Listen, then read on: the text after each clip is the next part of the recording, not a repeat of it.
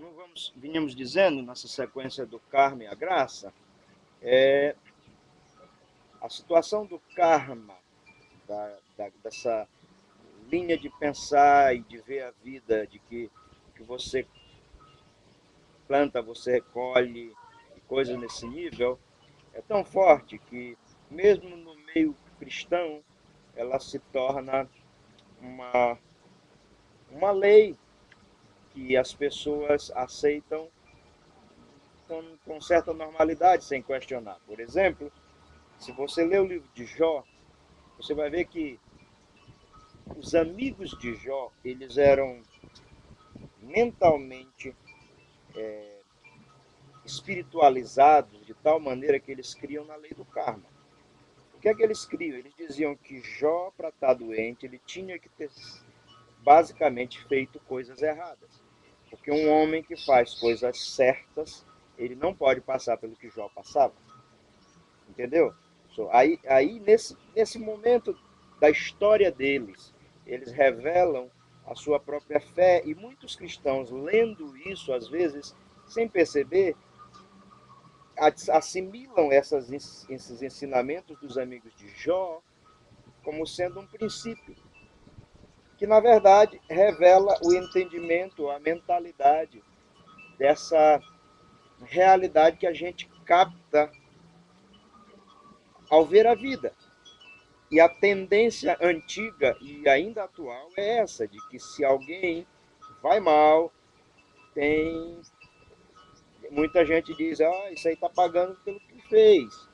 O cara é facilmente acusado, às vezes levianamente, de que algo errado ele tem feito, por isso ele está pagando isso. Não estou dizendo que não existem realidades em que alguém fez algo errado e está sofrendo por isso. Isso só reafirma para mim que existe uma lei do karma na humanidade, caída. E a razão dela é a queda do pecado, que deixou o mundo e as relações, em muitas maneiras, totalmente erradas, alteradas e complicadas de se entender. Então, os próprios amigos de Jó eram guiados pela lei do karma. Ah, muitos cristãos, eu me lembro que quando eu tive há 3 anos atrás uma depressão profunda, uma das coisas que foi mais difícil para mim lidar foi como relacionar com os cristãos, e bons cristãos, não pessoas más, mas que estavam tão impregnados da lei do karma que eles criam e às vezes comentavam de que eu deveria ter cometido algum pecado para estar numa situação daquela. Não era possível que um homem de Deus, um servo de Deus ou um filho de Deus estivesse numa situação daquela sem que ele tenha cometido algo. Ele tinha que estar pagando pelo seu karma. Ainda que nunca disseram isso, mas essa é a mentalidade. E eu não os condeno por isso, eu os entendo. Mas esse princípio nós precisamos assimilar e entender que essa é uma realidade que permeia, que está ao redor dos homens, da humanidade. Todavia, em um determinado momento da história, não só uma realidade veio à luz, veio uma revelação completa. A Bíblia diz em João que a luz veio ao mundo e as trevas não puderam suportar a luz. E essa luz é Jesus.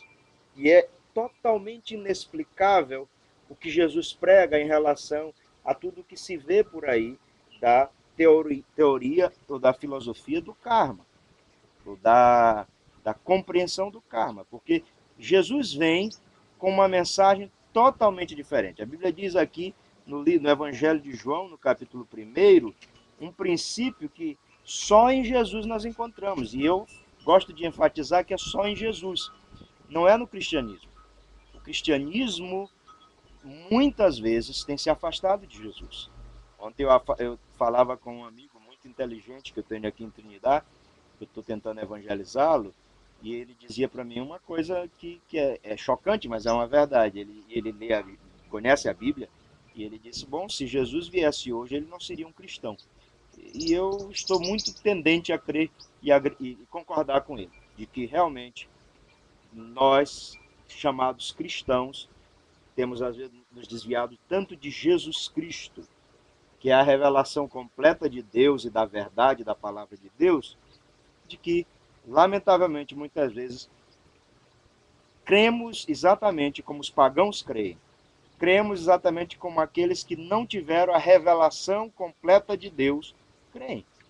E a Bíblia nos diz aqui no Evangelho de João, no capítulo 1, verso 14, diz assim a respeito de Jesus, chamando Jesus de o Verbo, e o Verbo se fez carne, e habitou entre nós, e vimos a sua glória, como a glória do único Filho do Pai, cheio de graça e de verdade.